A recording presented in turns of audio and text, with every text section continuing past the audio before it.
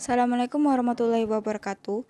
Perkenalkan kami dari kelompok 2, kelas IKMA, Fakultas Kesehatan Masyarakat, Universitas Sriwijaya. Di sini kami akan membahas mengenai opini terkait COVID-19.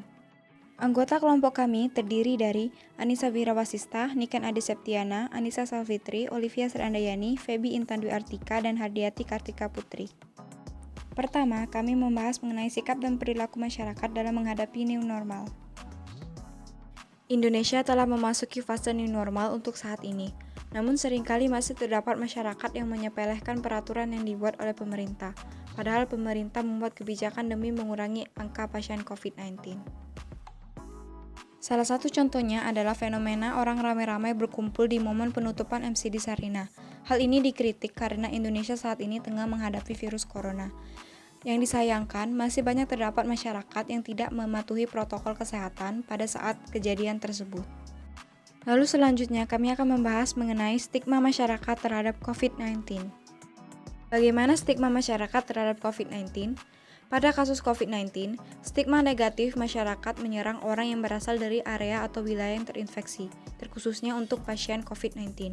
Dengan hadirnya stigma ini, sangat melukai hati seseorang atau kelompok, bahkan lebih berdampak negatif bagi kesehatan mental dibandingkan virus corona itu sendiri.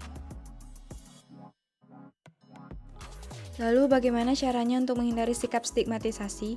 Yang pertama itu tidak menyebut orang yang terkena COVID-19 dengan sebutan korban, tetapi menyebutnya dengan sebutan pasien.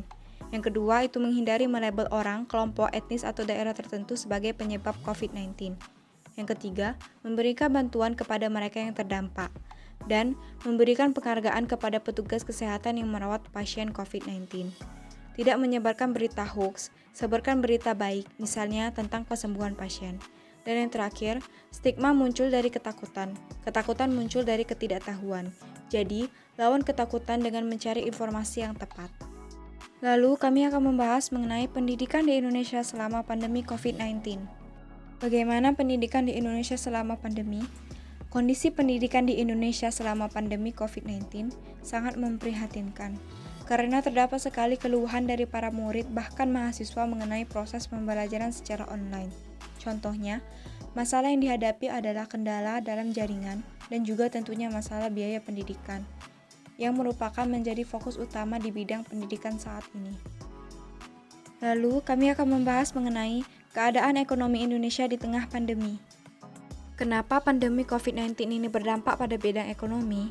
Karena adanya pembatasan aktivitas selama pandemi sangat mempengaruhi kegiatan perekonomian masyarakat, terutama untuk masyarakat menengah ke bawah.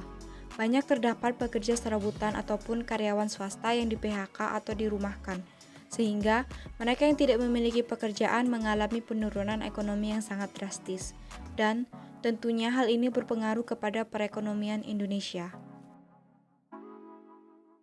Lalu, langkah apa yang perlu dilakukan? Yang pertama itu menjaga kestabilan harga melalui relaksasi impor. Yang kedua, mencari pasar ekspor impor baru selain Tiongkok. Dan yang terakhir, intervensi fiskal dan moneter.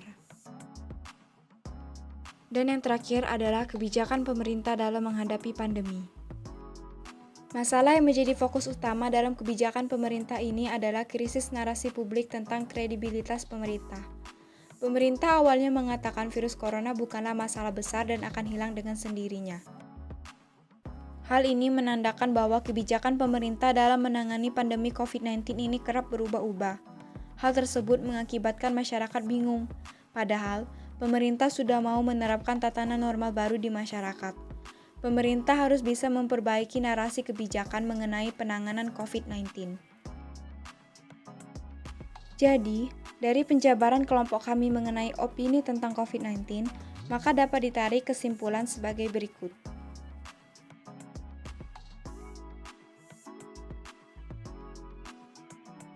Lalu, adapun saran yang didapat dari penjabaran opini kelompok kami mengenai COVID-19 sebagai berikut.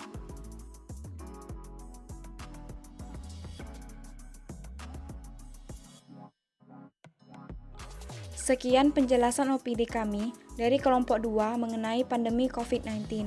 Apabila ada kesalahan kami mohon maaf, kepada Allah kami mohon ampun. Sekian dan terima kasih. Semoga bermanfaat.